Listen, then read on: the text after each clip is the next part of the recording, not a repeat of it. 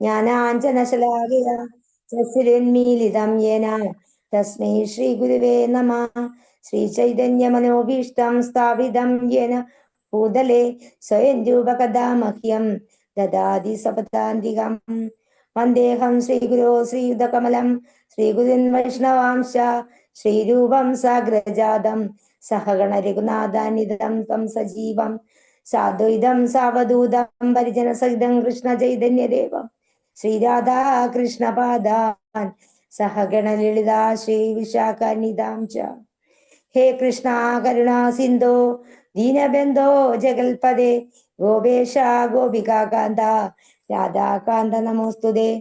തപ്തകാഞ്ചന ഗൗരാംഗീ രാധേ വൃന്ദാവനേശ്വരി വൃഷഭാനുസുതേ ദേവി പ്രണമാമി ഹരിപ്രിയേ. വാഞ്ചാകൽപതരൂപേച്ഛ കൃപാ സിന്ധുഭ്യേവ ച പതിതാനാം പാവനേഭ്യോ വൈഷ്ണവേഭ്യോ നമോ നമഃ. നമോ വിഷ്ണുപാദായ കൃഷ്ണപ്രേഷ്ഠായ ഭൂതലേ ശ്രീമതേ ഭക്തിവേദാന്ത സ്വാമിനി നാമിനി.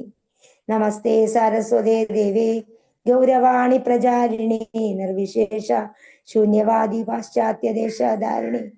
ജയ ശ്രീകൃഷ്ണ ചൈതന്യ പ്രഭു നിത്യാനന്ദ ശ്രീ അദ്വൈത ഗദാധര ശ്രീവാസാദി ഗൗരഭക്തവൃന്ദ.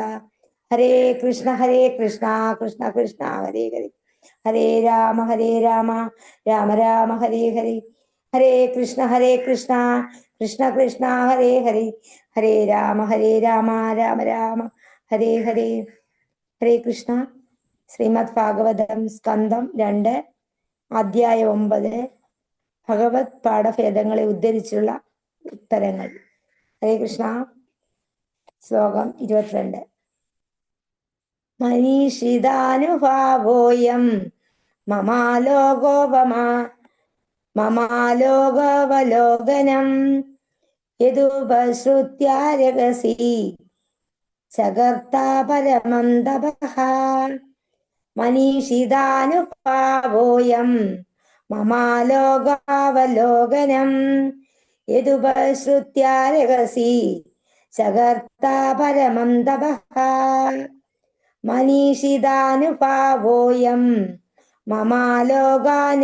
ലോകാവലോകനം യദുപശ്രുത്യാരഹസി ചകർത്താ പരമം തപഃ.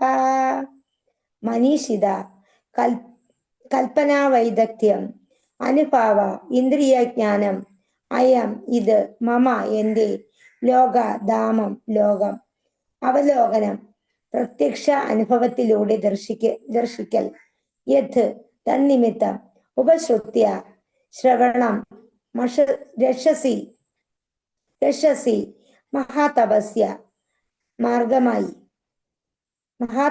മാർഗമായി, ചകർത്ത അനുഷ്ഠിക്കുകയാൽ, പരമമായ തപം. വിവർത്തനം ശ്രീല പ്രഭുപാദ് കി ജയ്. പൂർണ്ണ വൈദഗ്ധ്യം കൈവരുത്തുന്ന പരമമായ കൽപ്പനാ പാടവം എന്റെ വൈകുണ്ഠ ലോകങ്ങളെ സംബന്ധിക്കുന്ന സ്വകീയമായ ഇന്ദ്രിയജ്ഞാനമാകുന്നു. എന്റെ ആജ്ഞാനുസരണം കഠിന തപശ്ചര്യ അനുഷ്ഠാനത്തിലുള്ള താങ്കളുടെ വിധേയ മനോഭാവത്താലാണ് ഇത് സാധ്യമായത്. ഭാവാർത്ഥം ശ്രീല പ്രഭുപാദ് കി ജയ്. ഭഗവത് കൃപയാൽ യഥാർത്ഥ ജ്ഞാനത്തിലൂടെ ഭഗവാനെ അറിയുകയാണ് ജീവിതത്തിന്റെ പരമമായ പരിപൂർണാവസ്ഥ. നിർവ്യാജമായ ആത്മീയ ഗുരുക്കന്മാർ അഥവാ യഥാർത്ഥ ആചാര്യന്മാരാൽ അംഗീകരിക്കപ്പെട്ടിട്ടുള്ളതും പ്രാമാണികവും വെളിപ്പെട്ട ധർമ്മശാസ്ത്ര ഗ്രന്ഥങ്ങളിൽ അനുശാസിക്കപ്പെട്ടിട്ടുള്ളതുമായ ഭഗവത് ഭക്തിയുത കർമാനുഷ്ഠാന നിർവഹണത്തിന് സ്വമനസാലെ സമ്മതമുള്ള ഏവർക്കും ഇത് ആർജിക്കാൻ കഴിയും. ദൃഷ്ടാന്തമായി ശ്രീ ശങ്കരൻ, ശ്രീ രാമാനുജൻ, ശ്രീ മാധ്വൻ, ശ്രീ ചൈതന്യ മഹാപ്രഭു, ശ്രീ വിശ്വനാഥൻ, ശ്രീ ബലദേവൻ, ശ്രീ സിദ്ധാന്ത സരസ്വതി ഇത്യാദി മഹാ ആചാര്യന്മാരാലും മറ്റനേകരാലും അംഗീകരിക്കപ്പെട്ട സ്വീകൃത വേദഗ്രന്ഥമായ ഗ്രന്ഥമാണ് ഭഗവത്ഗീത. ഒരുവൻ സദാ ഭഗവാനെ സ്മരിക്കണമെന്നും സർവദാ അദ്ദേഹത്തിന്റെ ഭക്തനായിരിക്കണമെന്നും എപ്പോഴും അദ്ദേഹത്തെ മാത്രം ആരാധിക്കണമെന്നും അദ്ദേഹത്തിന് മുന്നിൽ സതതം വണങ്ങണമെന്നും ഭഗവത്ഗീതയിൽ ഭഗവാൻ അരുളി ചെയ്യുന്നു. അപ്രകാരം ചെയ്യുക വഴി ഒരുവൻ സ്വഭവനത്തിലേക്ക് പരമം പുരുഷനായ ഭഗവാന്റെ അടുത്തേക്ക് മടങ്ങിപ്പോകുമെന്ന് സുനിശ്ചിതമാണ്. അതിൽ യാതൊരു സന്ദേഹവും വേണ്ട തന്നെ. ഒരുവൻ മറ്റെല്ലാ കർമ്മങ്ങളും ഉപേക്ഷിച്ച് നിസ്സന്ദേഹം ഭഗവാനെ പൂർണ്ണമായും അഭയം പ്രാപിക്കുക എന്ന ഒരേ നിർദ്ദേശമാണ് മറ്റിടങ്ങളിലുമുള്ളത്. അത്തരമൊരു ഭക്തന് ഭഗവാൻ സർവ സംരക്ഷണവും നൽകും. പരമമായ പരിപൂർണാവസ്ഥ ആർജിക്കുവാനുള്ള രഹസ്യങ്ങൾ ഇതൊക്കെയാണ്. ബ്രഹ്മാവ് യാതൊരുവിധ ശ്രേഷ്ഠതാ മനോഭാവവും കൂടാതെ ഈ തത്വങ്ങളെ ഒക്കെ യഥോചിതമായി അനുവർത്തിച്ചു. അപ്രകാരം ഭഗവദ്ധാമത്തെയും സ്വയം ഭഗവാനെയും അദ്ദേഹത്തിന്റെ പരിച്ഛദങ്ങളോടൊപ്പം ദർശിക്കുന്ന അഥവാ സ്വാനുഭവത്താലാക്കുന്ന ആ പരമമായ പരിപൂർണ അവസ്ഥ ബ്രഹ്മാവ് ആർജിച്ചു. ഭഗവത് കളേബരത്തിന്റെ തേജസ്സായ വ്യക്തിശൂന്യ സാക്ഷാത്കാരമോ പരമാത്മാ സാക്ഷാത്കാര അവസ്ഥയോ പരമമായ പരിപൂർണതാവസ്ഥയല്ല. മനീഷിത എന്ന പദം അത്യന്തം പ്രാധാന്യം അർഹിക്കുന്നു. ഏവരും സ്വന്തം പാണ്ഡിത്യത്തിൽ നിജം കൃത്രിമമായോ അഭിമാനിക്കുന്നു. എന്നാൽ പാണ്ഡിത്യത്തിന്റെ പരമമായ പരിപൂർണാവസ്ഥ ഭഗവാനെയും അവിടുത്തെ ധാമത്തെയും കുറിച്ച് മായാരഹിതമായി അറിയുക എന്നുള്ളതാണെന്ന് ഭഗവാൻ അരുളി ചെയ്യുന്നു. ശ്ലോകം 23. പ്രത്യാദിഷ്ടം മയാ തത്ര ത്വയി കർമ്മ വിമോഹിതേ തപോ മമ ഹൃദയം സാക്ഷാത് ആത്മാഹം തപസോ നഘ. പ്രത്യാദിഷ്ടം മയാ തത്ര ത്വയി കർമ്മ വിമോഹിതേ തപോ മേ ഹൃദയം സാക്ഷാത് ആത്മാഹം തപസോ നഘ.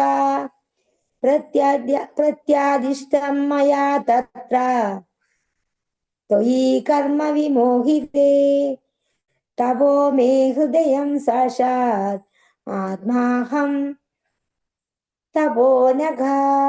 പ്രത്യാദിഷ്ടം ആജ്ഞാപിച്ചു, മയ എന്നിലൂടെ, തത്ര തന്നിമിത്തം, ത്വയി അങ്ങയോട്, കർമ്മ കർത്തവ്യം, വിമോഹിതേ സംഭ്രാന്തമായ മൂടനാക്കപ്പെട്ടപ്പോൾ, തപം മേ എന്റെ, ഹൃദയം സാക്ഷാത് പ്രത്യക്ഷത്തിൽ, ആത്മാ മനസ്സും ആത്മാവും, അഹം ഞാൻ സ്വയം, തപസഹ തപസ്സിൽ മുഴുകിയിരിക്കുന്ന ഒരുവന്റെ, അനഘ പാപരഹിതൻ. വിവർത്തനം ശ്രീല പ്രഭുപാദ് കി ജയ്. ഹേ പാപരഹിതനായ ബ്രഹ്മദേവ, അങ്ങയുടെ കർത്തവ്യത്തെ സംബന്ധിച്ച് അങ്ങ് ഉത്കണ്ഠാകുലനായിരുന്നപ്പോൾ തപം അനുഷ്ഠിക്കുക എന്ന് അങ്ങയോട് ആദ്യം നിർദ്ദേശിച്ചത് ഞാനാണെന്ന് അങ്ങ് എന്നിൽ നിന്നും അറിയുക. അത്തരത്തിലുള്ള തപശ്ചര്യ എന്റെ ഹൃദയവും ആത്മാവുമാകുന്നു. ആകയാൽ തപസ്സും ഞാനും അഭിന്നങ്ങളാണ്. ഭാവാർത്ഥം ശ്രീല പ്രഭുപാദ് കി ജയ്. ഒരുവന് പരമദിവ്യോത്തമ പുരുഷനെ മുഖാമുഖം ദർശിക്കുവാൻ കഴിയുന്ന തപശ്ചര്യയെ ഭഗവത് ഭക്തിയുത സേവനമായി മനസ്സിലാക്കേണ്ടതാകുന്നു. എന്തെന്നാൽ അതീന്ദ്രിയ പ്രേമത്തിലുള്ള ഭക്തിയുത സേവന നിർവഹണത്തിലൂടെ മാത്രമേ ഒരുവന് ഭഗവാനെ സമീപിക്കുവാൻ കഴിയുകയുള്ളൂ. അന്തരംഗ ശക്തിയുടെ അത്തരം പ്രവർത്തനങ്ങൾ ഭൗതിക ആസ്വാദനങ്ങളിലെ വിരക്തിയിലൂടെ വെളിപ്പെടുത്തുന്നു. അടക്കി ഭരിക്കാനുള്ള പ്രവണത ഹേതുവായി ഈ ജീവസത്തകൾ ഭൗതിക അസ്വതന്ത്രാവസ്ഥകളിൽ പഞ്ചരബദ്ധമാക്കപ്പെട്ടിരിക്കുന്നു. എന്നാൽ ഭഗവാന്റെ ഭക്തിയുത സേവന പ്രവർത്തനങ്ങളിൽ വ്യാപൃതരാകു വഴി ഒരുവൻ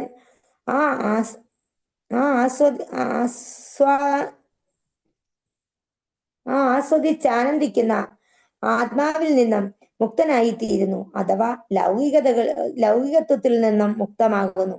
ഭക്തർ ലൗകിക ആസ്വാദനങ്ങളിൽ നിന്നും താനേ നിർമുക്തരായിത്തീരുന്നു.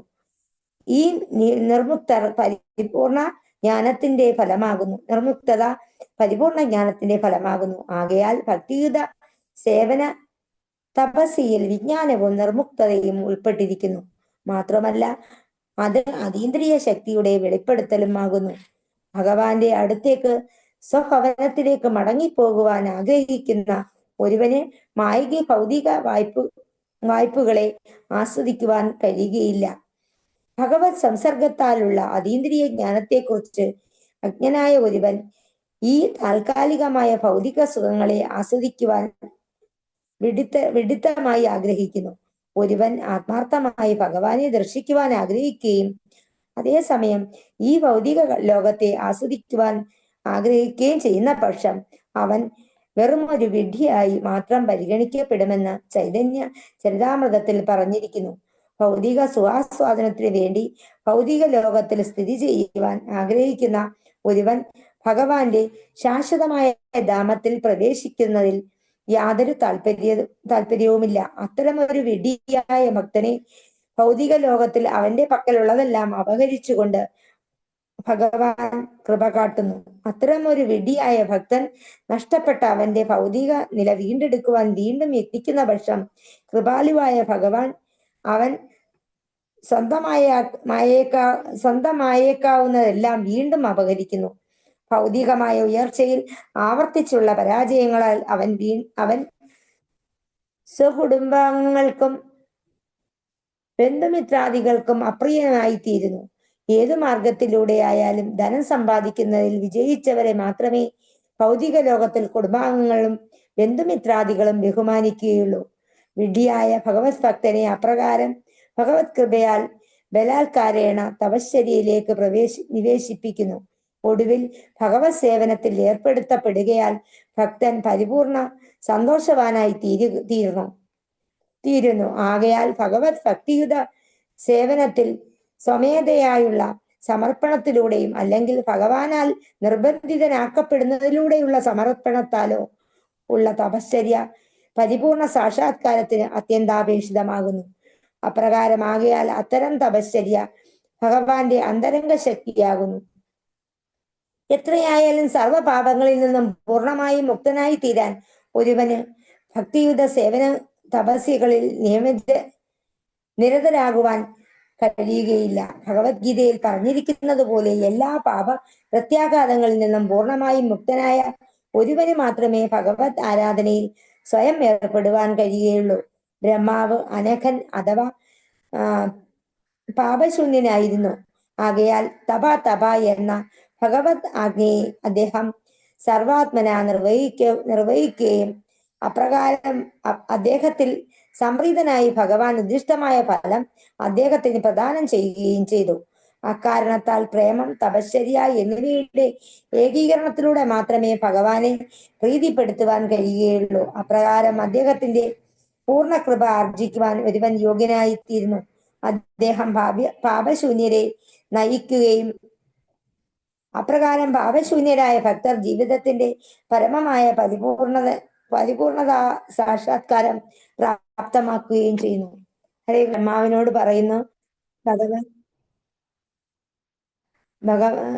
പറയുകയാണ് ഭഗവാൻ, ഞാനാണ് നിന്നെ അതായത് എങ്ങനെയാണ് നീ ഭക്തിയുത സേവനം, എന്റെ ആജ്ഞ അനുസരിച്ചാണ് നീ തപശ്ചര്യ ഭഗവാനാണ് പറയുന്നത് തപാന്ന് ഭഗവാൻ പറയുകയാണ് ബ്രഹ്മാവിനോട് തപസ് ചെയ്യാൻ. അത് അദ്ദേഹത്തിന് പാപകർമ്മങ്ങളിൽ നിന്നെല്ലാം മുക്തനായതുകൊണ്ട് മാത്രം ആ ഭഗവാന്റെ യഥാർത്ഥ സാക്ഷാത്കാരം എന്താണെന്ന് മനസ്സിലാക്കാൻ ബ്രഹ്മാവിന് കഴിഞ്ഞു എന്നുള്ളതാണ് ആദ്യത്തെ ശ്ലോകത്തിൽ പറഞ്ഞിരിക്കുന്നത്. അത് ഭഗവാൻ തന്നെ ഭഗവത്ഗീതയിൽ പറയുന്നുണ്ട്, ഞാൻ തന്നെയാണ് സർവ്വതിന്റെയും കാരണവും, എന്നെ തന്നെ ആരാധിക്കണമെന്നും, അതായത് ഒരുവൻ എപ്പോഴും സദാ ഭഗവാനെ തന്നെ സ്മരിക്കുകയാണെങ്കിൽ അദ്ദേഹത്തിന്റെ ഭക്തനായിരിക്കണമെന്നും എപ്പോഴും അദ്ദേഹത്തെ മാത്രം ആരാധിക്കണമെന്നും